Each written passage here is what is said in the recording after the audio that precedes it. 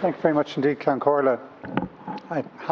It's appropriate that Deputy Canny is last there, because I can say to him I absolutely respect every deputy in this House and the integrity they have in putting forward amendments and the representative role that they are in trying to strengthen a bill. But I will not be accepting the amendments in this section, because I believe the bill has real strength and they don't strengthen it further. That's not to disrespect any deputy and what they seek to do or achieve. But I think, firstly, the amendments resolve around the issue of just transition and what role that has in our change. And it's critical, it's central.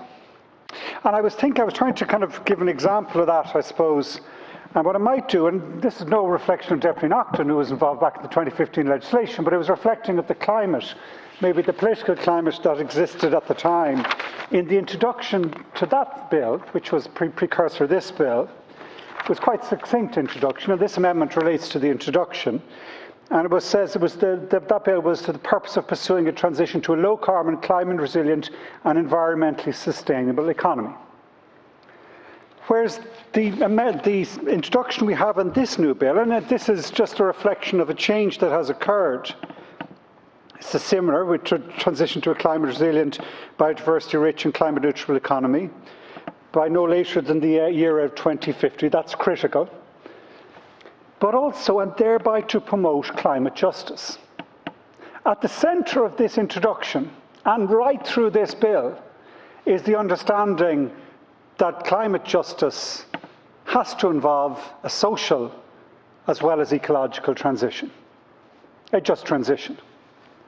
And that's reflected, and the respect of this process we're in as Oireachtas was that amendment to include the just transition as well as the climate justice provisions came from the Oireachtas Committee. It wasn't drafted by our public servants, as good a job as they have done, but it came from the pre-legislative scrutiny, which was in effect almost a committee stage process because it was line by line, word by word, text by text.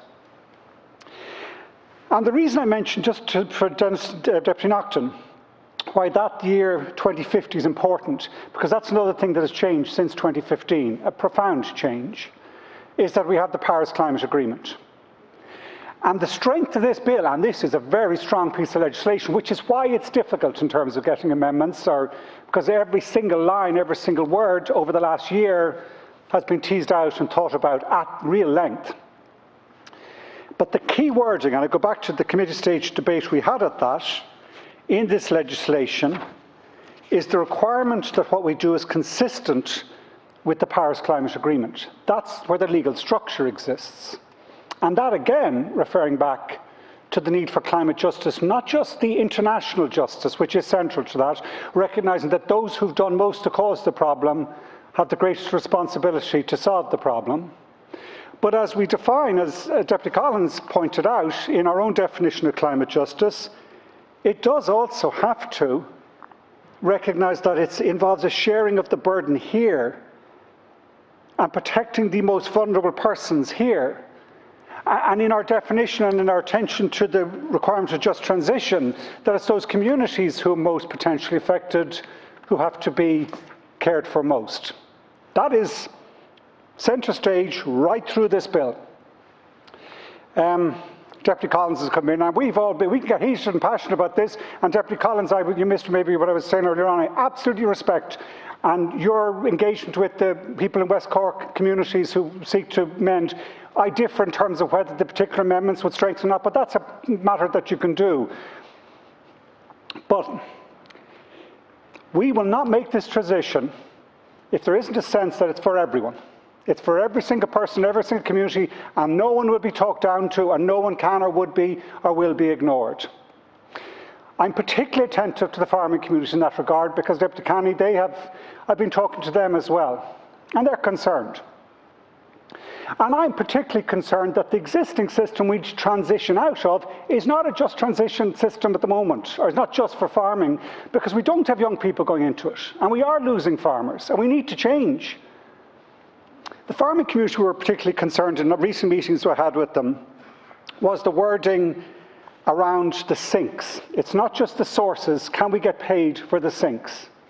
And I was really looking and going through in detail and talking to my officials at length and looking at that. And again, I look at it and look right the way through that actually we do have to account for the sinks. We do have to follow the original UN Framework Convention on Climate Change in its accounting mechanism. And that's important for farming, because what that gives us the potential, in my mind, is to develop a new income source for Irish agriculture. This is going to be good for Irish farming, or else it will not work. And this will bring in a new generation of young people, or else we won't achieve the protection of nature, the storing of carbon that we need. And this will not be easy. It'll take time.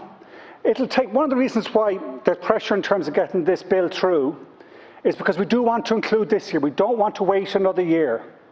And we're on a tight timetable. We do have to get it through before the summer recess, in my mind, so we don't have to wait another year. But in the remainder of this year and into next year, and it'll change, it'll keep going, as Deputy Bruton said, what we will need to do is sit down and work out in real detail how do we actually create the mechanisms to get that income for Irish farming. And it's not just farming. It's with the trade unions, workers, and communities as well. And I've heard some people say, oh, you can't trust government, or you can't.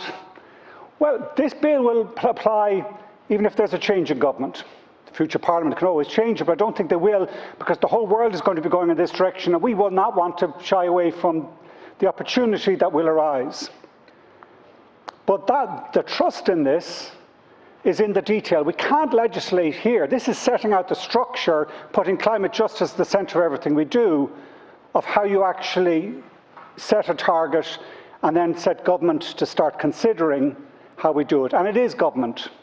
You do need central government working with the Oireachtas. And I'm absolutely convinced we can and will be good at this. And it'll only work when we respect every section of our community and every part of our country. And we ask for help rather than telling people what to do. And we admit uncertainty. Thank you, Minister. But we will do this well, and we will be good at it, and it will be good for all our people. It will be a just transition.